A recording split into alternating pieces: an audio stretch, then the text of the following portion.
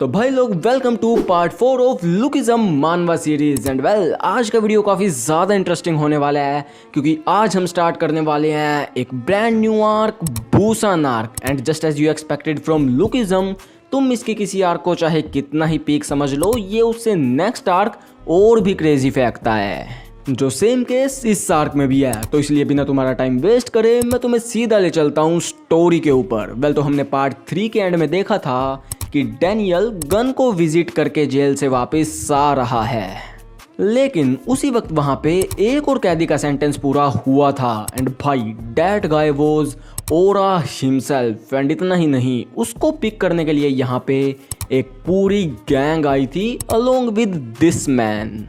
And इतनी देर में scene भी शिफ्ट हो जाता है किंग ऑफ एंशियन ना के ऊपर, जो कि बोलता है so he is finally back the king of Busan Jinrang. And जैसा कि मैंने बोला कि इस सार का नाम है बुसान, यानी कि इस सार के अंदर जिनरैंग का काफ़ी रोल होने वाला है। एंड अब हम स्टोरी को कंटिन्यू करें उससे पहले एक क्विक पॉइंट कि इस चैप्टर के साथ लुकिज्म ने एक बार फिर अपना आर्ट स्टाइल थोड़ा सा चेंज कर दिया है, जहां पर ये बंदा है डैनियल। एंड भाई अब कोई भी big Daniel and little Daniel में फ़र्क नहीं बता सकता अनटिल राइटर खुद मेंशन करे कि ये वो है। देन ये है जेम्स ली, वास्को, जैक, जे, विन, एली, जोई, मीरा। अभी के लिए यही, बाकी आगे जैसे कैरेक्टर आते जाएंगे तुम्हें पता चलता जाएगा कि कौन कौन है। इसलिए मूविंग ऑन टू स्टोरी, तो यहाँ पर जोई डैनियल का वेट कर रही थी, जो कि लेट हो जाता है क्योंकि वो खुद ही कंफ्यूज हो गया था कि वो खुद की बॉडी में है या फिर सेकंड बॉडी में है। लेकिन अभी के लिए यहाँ पर बिग डैनियल है। तो इसके बाद हम देखते हैं कि ये दोनों स्कूल चले जाते हैं, जहाँ पे आज है इनके न्यू एकेडमिक ईयर की स्टार्ट, जहाँ पे हमें कुछ होलसम एंड गूफी सीन्स दिखाए जाते हैं, जहाँ ये सारे मिल के जैक के मज़े ले रहे थे क्योंकि वो पढ़ने की कोशिश कर रहा था and he was very bad, very bad.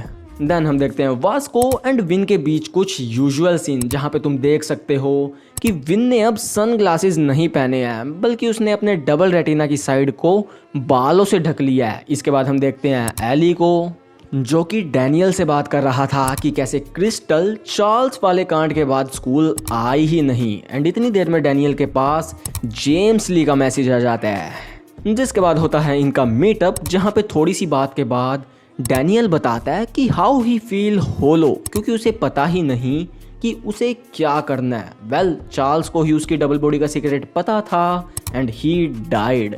तो जेम्स ली यहाँ पर डैनियल से बोलता है how you feel about Charles death. तो डैनियल बोलता है I should have act faster, क्योंकि चार्ल्स की वजह से काफ़ी सारे लोग मरे हैं, तो in future I will act fast to stop evil. तो जेम्स ली बोलता है ओके, तो तुमने ये पाथ चुना है। ये मेरे पाथ से थोड़ा सा डिफरेंट है, क्योंकि I will create a society without any evil. तो डैनियल बोलता है ओके, एंड तुम ऐसा कैसे करोगे। तो जेम्स ली बोलता है डैनियल चार्ल्स जोई इजंट डेड। जो सुनकर डैनियल की 64 हो जाती है, तो जेम्स ली भी like relax, I meant to say कि उसके रेमनेंट्स अभी भी बचे हुए हैं, क्योंकि अब एक और जगह है जहाँ पे 4 मेजर क्रूज जैसा सिस्टम देखा गया है, एंड वो जगह है Busan. Now before continuing any further, मेरा सारे ओजी लुकिज्म फैंस से एक सवाल है कि तुम्हें क्या लगता है, क्या चार्ल्स सच में मर चुका है। मैं काफ़ी टाइम से ये चीज़ सोच रहा हूँ कि चार्ल्स को डबल बॉडी का सीक्रेट पता था, एंड वो ही था जिसने क्रिस्टल एंड डैनियल को सेकंड बॉडी दी भी थी। अब तक जो हिंट्स ड्रॉप किए गए हैं उनके अकॉर्डिंग, इसके अलावा इसकी डेथ भी काफ़ी सस्पिशियस थी, तो तुम समझ रहे होगे कि मैं इस कॉन्वो को कहाँ लेके जा रहा हूँ। इसलिए do let me know your thoughts on this. क्या पता तुम्हारे कमेंट पढ़ के कौन से डॉट्स कहाँ पे कनेक्ट हो जाएं एंड एक ओपी थ्योरी वीडियो निकल आए। बैक टू द स्टोरी, तो यहाँ पर जेम्स ली बोलता है कि बुसान हमारे लिए इन फ्यूचर दिक्कत बन सकता है, क्योंकि वहाँ के 4 मेजर क्रूज काफ़ी ज़्यादा एक्टिव एंड काइंडा एक ऑर्गेनाइजेशन में बन गए हैं due to a soul man. Yup, you guessed it right, he is none other than Jinrang.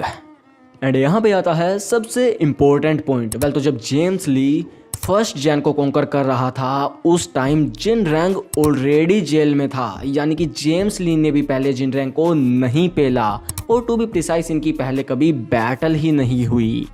And as per Daniel's new philosophy कि उसे जल्दी एक्ट करना है ताकि वो इविल्स के बड़ा होने से पहले ही उन्हें ख़त्म कर दे, इसलिए वो जेम्स ली के साथ कोऑपरेट करने के लिए रेडी हो जाता है, जिसके साथ ही इनकी मीटिंग भी ख़त्म हो जाती है। एंड हमें यहाँ पर दिखाया जाता है कि गीता किम भी इनकी ये बातें सुन रहा था, although he was not that impressed by Daniel अभी के लिए।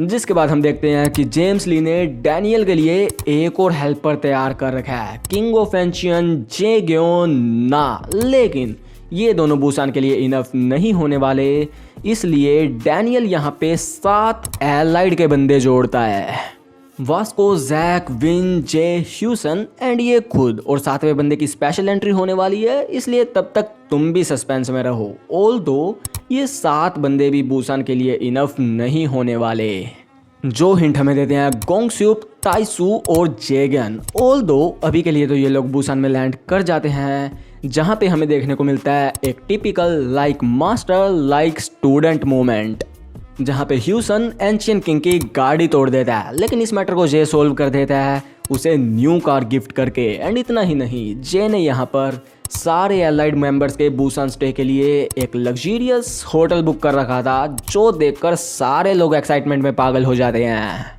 लेकिन फाइनली टाइम आ गया है काम पे लगने का, यानी कि यहाँ के 4 मेजर क्रूज के बारे में इंफॉर्मेशन इकट्ठा करने का। वेल तो हम लोग देखते हैं कि ये लोग लॉन्ज में बैठे हैं, क्योंकि वास्को यहाँ पर किसी को जानता है जो इन्हें इन्फॉर्मेशन दे सकता था। बट सी दिस, ये लोग लिटरली गुंडों से घिरे पड़े हैं एंड यहाँ का माहौल भी काफ़ी गर्म था, लेकिन हमारे लोंडे भी अब अलग लेवल पे जा चुके हैं।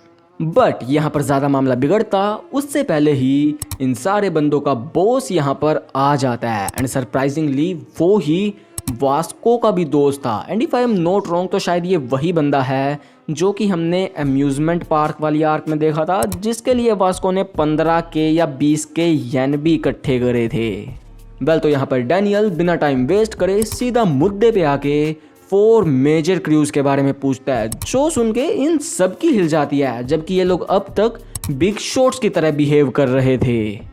तो ये लोग यहाँ पे बताते हैं कि ये 4 मेजर क्रूज अलग ही लेवल पे हैं एंड इन्होंने बुसान को 4 मेजर पार्ट्स में डिवाइड कर दिया है, जहाँ पे इन 4 टर्फ्स के 5 लीडर हैं, जो कि पांचों ही काफ़ी तगड़े फाइटर हैं।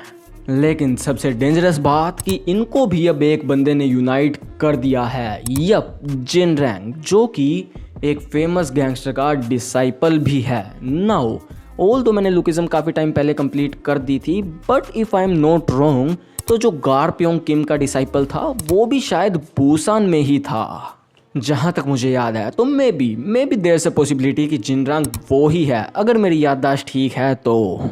डैट ऑल्सो मीन्स कि no matter how they try, लेकिन अगर इन्हें ये मैटर सोल्व करना है तो इन्हें जिनरैंग से निपटना ही होगा। लेकिन इन लोगों के लिए ये इन्फॉर्मेशन इनफ नहीं है, क्योंकि इन्हें कुछ यूजफुल चाहिए, लाइक 4 मेजर क्रूज के हेड कौन है, वो बिजनेसेस क्या रन करते हैं, वो कहाँ पे मिल सकते हैं, ऐसा कुछ। बट इनमें से ये चीज़ किसी को भी नहीं पता। लेकिन तभी इनमें से एक बंदा बोलता है कि इसकी एक चाइल्डहुड फ्रेंड है चोई बोंगपल, जो कि जिनरैंग गैंग के साथ जुड़ी हुई है, तो मे बी वो इन्हें 4 मेजर क्रूज की इन्फॉर्मेशन दे सकती है।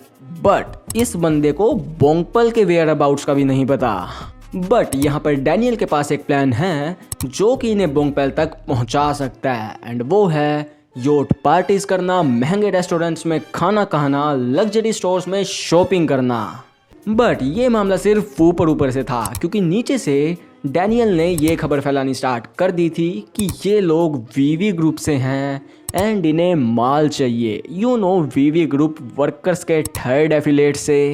एंड ताकि ये ब्लफ लेजिट लगे इसलिए ये लोग अंधा पैसा उड़ा रहे थे। एंड वेल डैनियल का ये प्लान काम भी कर जाता है, क्योंकि यहाँ पे बोंगपल के अंडरलिंग्स इन्हें कॉन्टैक्ट करके इन्हें अपने हाइड आउट पे ले आते हैं। लेकिन हाइड आउट पे पहुंचकर हमें पता चलता है कि दिस वॉज अ ट्रैप, क्योंकि इन लोगों को पता था कि वीवी का मामला शटडाउन हो चुका है, यानी कि ये लोग इनसे झूठ बोल रहे हैं। इसलिए ये इन्हें अपने हाइड आउट पे बुला के घेर लेते हैं and they all are quite confident. But हमारे लोंडे वो लिटरली नेक्स्ट पैनल में ही एक पंच में इन सब का भूत बना देते हैं। एंड वेल क्योंकि अब इनका कवर ब्लो हो चुका था एंड बोंगपेल वैसे इनके सामने नहीं आती, इसलिए डैनियल माल के सामने जाके उसको जलाने की धमकी देता है अगर बोंगपेल इन्हें 4 मेजर क्रूज के बारे में नहीं बताती तो। तो फाइनली बोंगपेल उनके सामने आके बोलती है कि वो लोग आखिर 4 मेजर क्रू हेड्स को ढूंढ क्यों रहे हैं। तो डैनियल बोलता है व्हाट एल्स, उन्हें पेलने के लिए। तो बोंगपेल बोलती है वेरी वेल, लेकिन मुझे नहीं पता कि वो लोग कहाँ पर है और मेरे बुलाने से वो लोग यहाँ पर आते भी नहीं, लेकिन I will be glad to help you. But इन्हें यहाँ पर लगता है कि बोंगपेल इनसे झूठ बोल रही है, इसलिए ये लोग यहाँ पर निकालते हैं टॉर्चर करने का अपना महा हथियार, पूरे 200 येन का लाई डिटेक्टर। एंड वो लोग पूछते हैं कि तुम हमारी हेल्प क्यों करना चाहती हो। तो बोंगपेल बोलती है क्योंकि तुम लोग एक साथ चार्ज करके तो वैसे भी उन्हें नहीं पेल पाओगे, लेकिन देयर इज अ चांस कि तुम उनमें से एटलीस्ट एक को तो हटा ही दो जो मेरे लिए स्पॉट खाली कर देगा। तो जैक बोलता है हम 4 मेजर क्रूज और किंग ऑफ बुसान सबको पेलने वाले हैं, इसलिए तुम्हारे लिए कोई स्पॉट बचने ही नहीं वाला। तो बोंगपेल भी लाइक किंग ऑफ बुसान, हाँ be aware or the wolf will rip you apart. तो डैनियल बोलता है वो सब हम देख लेंगे, तुम हमें बस 4 मेजर क्रूज की इन्फॉर्मेशन दो। तो बोंगपेल बोलती है ओके, लेकिन उससे पहले तुम लोग मुझे इस चैन से टांग दो। अगर तुम्हारे दिमाग में कोई फैटिश आ रही है तो उसे अभी दबा लो, क्योंकि यहाँ पर बोंगपेल ने खुद की सेफ्टी के लिए ऐसा किया है, ताकि जब इसके लोग यहाँ पर इसको ढूंढते आए तब उन्हें इसे देखकर ऐसा लगे कि इसको काफ़ी टॉर्चर किया है, स्टिल इसने अपने राज नहीं खोले। तो बोंगपेल इन्हें 4 मेजर क्रूज की इन्फॉर्मेशन दे देती है जो अभी के लिए हमें नहीं दिखाई गई। एंड ऑल्सो ह्यूसन यहाँ पर इस माल को आग लगा देता है, क्योंकि ऑब्वियसली ये लोग इतना माल मार्केट में तो नहीं आने दे सकते। जिसके बाद हम देखते हैं कि बोंगपेल के लोग आके उसे उतार लेते हैं एंड हमें यहाँ पर पता चलता है कि बोंगपेल एलाइड के साथ थोड़ा सा डबल क्रॉस भी कर गई, क्योंकि जो माल एलाइड ने जलाया वो असल में नकली था। जिसके साथ ही पार्ट 4 भी खत्म हो जाता है एंड नेक्स्ट पार्ट में हम देखेंगे कि ये लोग 4 मेजर क्रूज को कैसे पकड़ते हैं, उनके बिजनेसेस क्या हैं, वो लोग कितने स्ट्रॉन्ग हैं। तो इफ़ यू वांट कि वो वाला पार्ट जल्दी से आ जाए तो मेक श्योर तुम इस वीडियो को अपना प्यार दिखाओ, इसलिए थम्स अप को दबा दो, घंटे को बजा दो, कमेंट मारो। बाकी तो ये वाली वीडियो इतनी ही थी, तो मिलते हैं अगले वीडियो में, तब तक के लिए टेक केयर, सायोनारा।